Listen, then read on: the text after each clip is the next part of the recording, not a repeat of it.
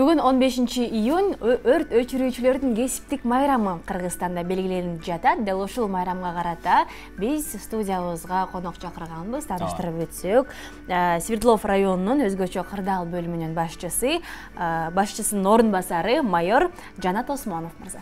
Саламатсызбы, Жанат мырза? Кош келиңиз. Майрамыңыз менен бүгүн кесиптик. Бирге болсун, баарыңарды айтмайрек. Ошондой эле айтмарек болсун дегендей. Рахмат, мен деле куттуктап кетер элем ушу кесиптештерим, элимди, жеримди дегенде айтмайрек менен анан кесиптештеримди болсо бүгүнкү майрамды, кесиптик майрам менен баарын ошо ден соолук каалап кетер элем. Аман эсен кырсыктан алыс болуп эле, өрт болбой эле койсун. Ооба.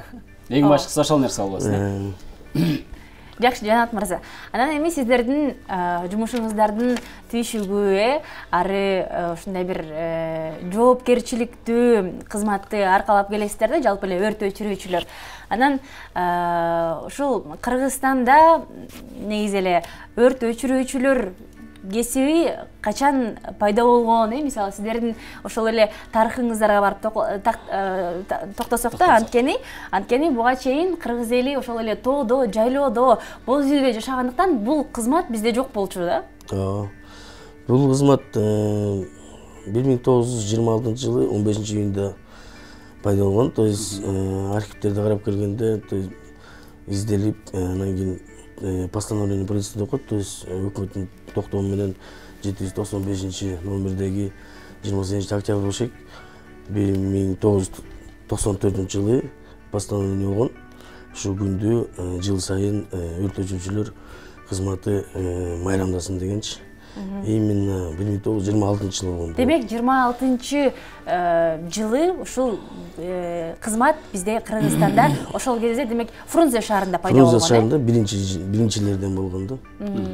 Если муну тарыхын архивде окуп келгенде, действительно бирде инвентарь тиги эчтеке деле жок болчу, анан кийин булар ачыш үчүн көп тиги эмелер, шаймандар керек болгондон биздин жана как раз ушу эме кылабыз деп атканда кереги жок оокаттарды сатып, история боюнча ошолорго керектүү өрт өчүрүүчү шаймандарын алышкан да. Анан ошо менен аны ачышкан.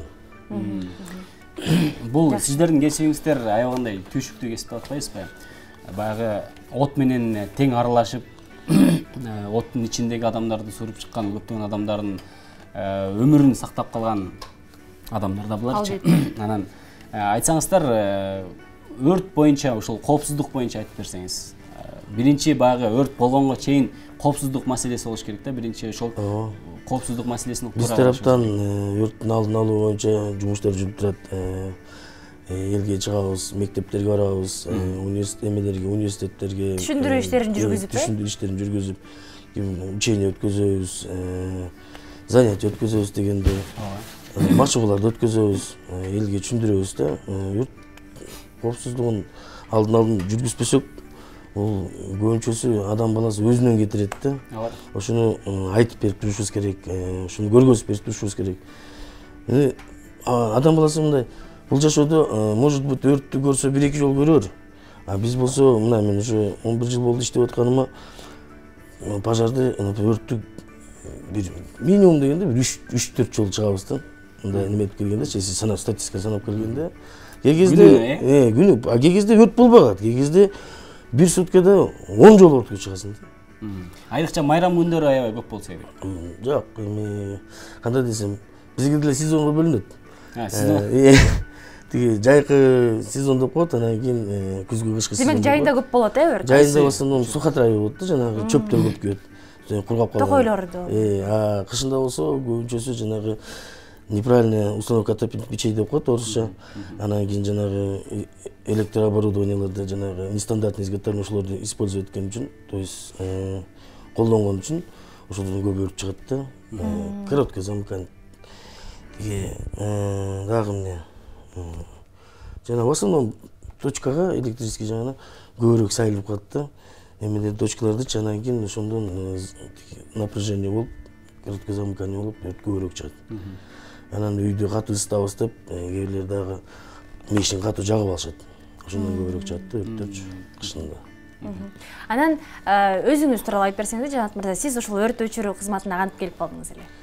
Мен өрт өчүрүү Эмнеге келдиңиз деген суроо. Неге өрт өчүрүүчү болуп калдыңыз деген сыяктуу. Бул история мындай болгон. Жөн эле журналист болуп кетпейби? Жок, мен чын айтканда тиги МВДга эле академияга тапшырайын деп милиционер ошондой бир эмем бар болчу. Эми аскердик багытта иш алып барайын деген максат болчу. Ооба. Анан кийин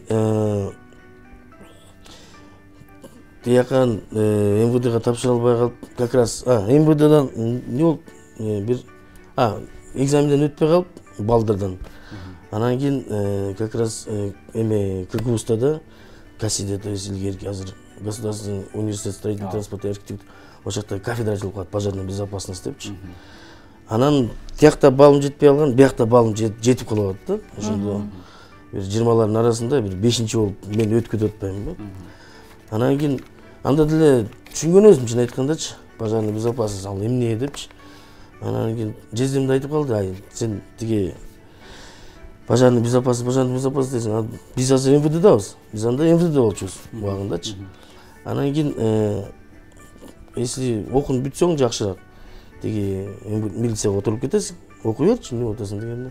Мен дагы чын айтканда билген эмесмин. Анан кийин окууну бүтүп алып, көрсө ошол өрт өчүргүчтү бүтүп турсуз. Пожарный прикладной спорт деген бар экен. Вообще өзүнчө бир кызык экен да. Анан 2-чи курста как раз 1-чи эле практикага барганда өрткө чыктык да, ошондо как раз Турецкий. Ошондо 1-чи жолу түшүндүм дейсизби? Турецкий посольство мага жакты да өчүргөнчү. Негедир жакты да, чуркап барып эле анда жашсың.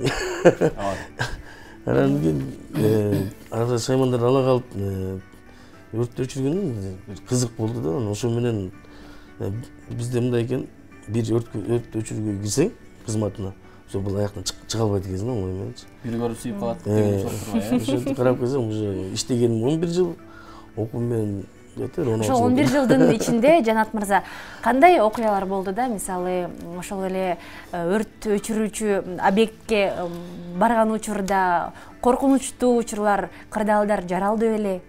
Жок, биз өрткө барганда мен балдарым, кесиптештерим өрткө барганда биз коркконго убакыт жок. Туура. Биздин основная задача бул спасение людей деп коет, то есть өрттө элди аман эсен батыраак алып чыгыш керек да. Вот коркконго убакыт жок, чын айткандачы. Аяка биздин ушул задачада өрт өчүрмөө, анан кийин эң основной задачасы бул спасение людей деп коет, пожар. Ошолорду куткармай да. Коркконго убакыт. Анан куткара албай калган учурлар болду беле? Жок, куткарбай калган учурлар болгон жок. Менин практикамда болгон жок. Болбой элебайсың. Болбой элебайсың. Анан ошол университетте, окуу жайда өрт өчүрүүчүлөрдүн кафедрасы бар деп калбадыкпы? Мына бизде ушул окуу жай, курулуш архитектура окуу жайы университети жалгыз окуу жай экен да, кафедра өрт өчүрүүчүлөрдү окутуп чыгарган жалгыз окуу жай деп саналат экен бүгүнкү күндө. Демек, ушул багытта, ушул кызматта адистердин, ушул багытта кызматкерлердин жетишсиздиги байкалат. Жетишсиздиги байкалбайт эле болчу экен, анткени жыл сайын өзүнүн немеси бар да. Багыты дегенде убакытсы келгенде пенсияга кетет, жаштар болсо жумушка кирет дегенде. Бул жыл сайын эметилип турат. Жаштардын ушул кесипке келгендиги кандай ойлойсуз? Сиздин жеке пикириңизде азбы, көппү? Анткени менин окуганым боюнча ошол эле курулуш университетинде жылына 15-20 бүтүрүүчү, өрт өчүрүүчү чыгат экен да. Андан тышкары дагы биздин балдардан бар, именно Кыргызстандын жарандары бар да. Көкшетау, Казакстанда окушат. Именно өрт өчүрүү боюнча. Москвада, Санкт-Петербургда окушат. Ошол жактан бүтүп келгендер дагы, бияктан дагы, то есть КГУстан бүтүп келгендер, Көкшетаудан бүтүп келгендер, Санкт-Петербургдагы университетте, Москвада университет бүтүп келгендер, алар жылына бир чогулуп жумушка толуп берет. Анан эмеси жок. Иши жетиштүү эле, Кудай иши. Анан көпчүлүк учурда элдердин нааразычылык кептерине угуп калабыз да, ушул 101-ге чалып, өрт өчүрүүчүлөрдү чакырган кезде эмнегедир аябай кечигип келишет. Мунун маселеси, мунун себеби эмнеде деп ойлойсуз? Жок, кечигип келишкендин менки практикадан да болгон жок, кечигип келди деген. если только күндүз эле базар жака эле чыгып калбаса, аякта постоянно пробка. Жол тыгын. Жол тыгын, машиналар көп, автоунаалар өлө көп. Кээ айдоочулар болсо, даже оңой менен жол бербейт. Сигнал басып атасың, кыйкырып атасың, жол бербей коюшат да кээ кездечи. Ошонусу действительно начарыраак болот. Ушу айдоочуларга айтып кетер элем, пожарный служба спецтехника чыгып атканда, сигнал укканда колдон келсе оңго жол бошотуп жол берсе. Анткени биз канча эртерээк барсак, ошончо бизде процентовка тупат, то есть шансыбыз көбүрөөк болот, чтобы спасти людей ошол жактанчы. Анан Жанат мырза, суу маселеси. Келгенде суу бат эле түгөнүп калган учурлар болуп, анан сууну кайсыл жактан аласыздар? Эмне үчүн көпчүлүк жарандарыбыз өрт өчүрүүчүлөрдүн суусу бат эле түгөнүп калат деп айтышат? Суу жетпей калат деп. Бат эле түгөнөт, анткени машинада азыр на данный момент 4 тонна да. 4 тонна. 4 тонна суу под хорошее давление деп коет, то есть атмосфера берилгенде стволдон Б ствол бар деп коет, ствол А деп коет. Көп болсо 10-15 минутта жетет. Ал 4 тонначы көп болсочу 10-15 минутка эле жетет.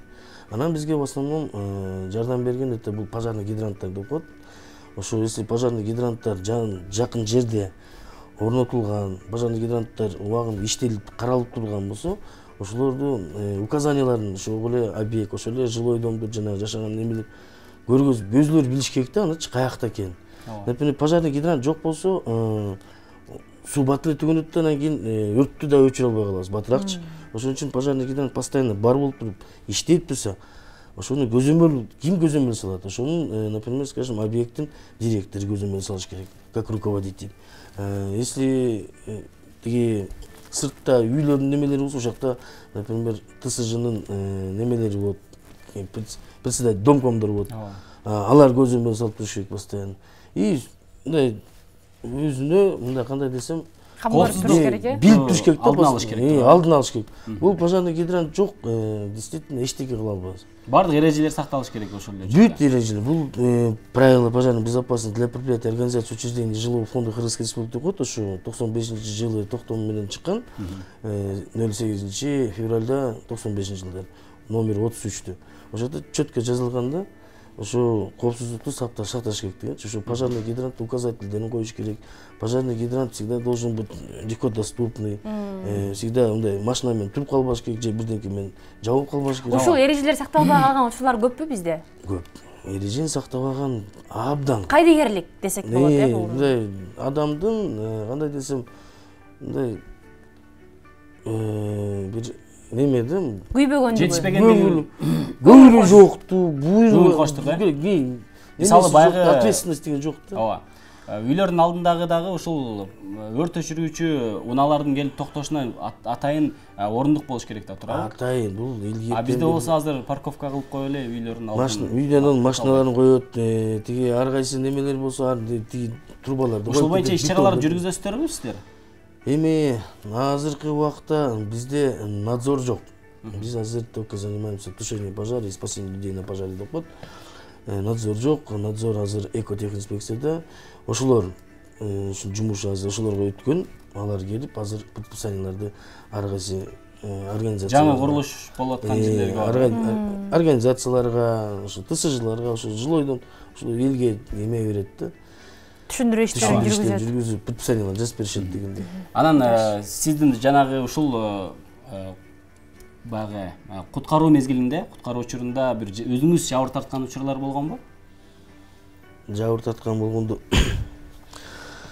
жок, эми анча-мынча колуң күйүп калат, бирдеке чүп кетет дегенде болгон эми ал майда чүйдө да. Биз андай делде карабайбыз. Анан өрт өчүрүүчү болом дегендер кандай сапаттарга ээ болуш керек да? Өрт өчүрүү болом деген бул эң биринчиден күйбөш керек деп коюшсуз. Жок, физически подготовленный болуш керек. Териси күйбөй турган болуш керек да. Психологически подготовленный болуш керек. То есть бул өрт деген бул кандай десем, тилсиз жол. Мындай коркпош керек да. Түтүндөн коркпош керек, температура ысыктан коркпош керек. Анан кийин дагы эмне керек. Демек чыдамкай болуш керек, Чыдамкай болуш керек. Анан телекөрүүчүлөргө да кайрылып кетсеңиз да, бул биздин элге кайрылып кетсеңиз, биринчи баягы ушундай кырдаалда кандай алдын алуу же болбосо биринчи кандай жардам болуш керек? Биринчи чара кандай чаралар көрүлүш керек? Эң биринчи чаралардан үй өрттөндү, билбей калышты, түтүн каптады, эмне кылыш керек? Үй өртүп түтүн каптаганда колдон келсе сыртка чыгып эле үйдө болгон бир туугандарды кайсы кимдер болсо, например, ошолорду эң биринчилерден эшикке чыгарыш керек. Анан кийин колдон келсе, колуңарда шаймандар болсо, ошолор менен өчүрүшүңөр керек.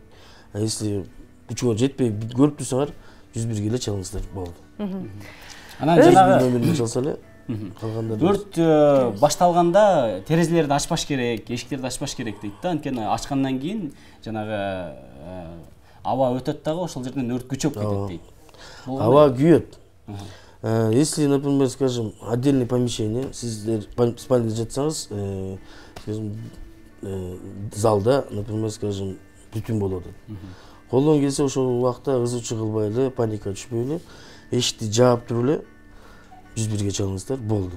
Терезе эшикти ачман жок. Аба күйөт. Аба киргенде аба обязательно күйөт алчы. Ошон үчүн колдон келсе эшикти жаап туруп эле 101-ге чалыңыздар, болду. 101 дал ушул өрт өчүрүүчүлөрдүн номуру, урматтуу телекөрүүчүлөр. Биз болсо Свердлов районунун өзгөчө кырдаал бөлүмүнүн башчысынын орун басары майор Жанат Осмонов менен маек курдук. Сизге чоң рахмат, Жанат мырза, ыраазычылык билдиребиз. Дагы бир ирет майрамыңыз менен. Рахмат.